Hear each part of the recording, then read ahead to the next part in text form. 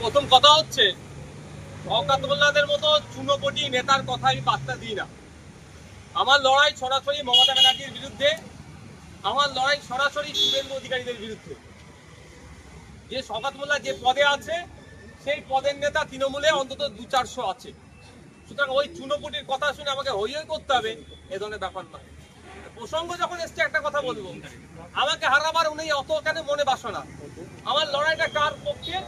আমার লড়াইটা দলিতের পক্ষ নেই, আমার লড়াই আদিবাসীর পক্ষ থাকে, আমার লড়াইয়ে পিছিয়ে বর্গের মুসলমানদের হয়ে কথা বলে, আমার লড়াইয়ে 26,000 যে চাকরি বাতিল হয়েছে, বৈধ পন্থায় যারা চাকরি পেয়েছে তাদের চাকরি ফিরিয়ে দেওয়ার লড়াই।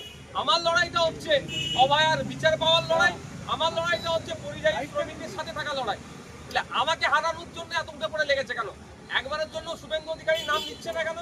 যে শুভেন্দু অধিকারী রাত দিন হিন্দু মুসলমানের মধ্যে বিভেদ তৈরি হয়ে যাবে এ কথা বলে বেড়াচ্ছে, তাকে হারাবার চিন্তা ভাবনা নিচ্ছে না কেন বা বলছে না কেন? তারপরেও বলছি, কে হারবে কে জিতবে সময় কথা বলবে। 2026 সালের পরে তৃণমূল দলটা থাকবে নাকি সেটা এখন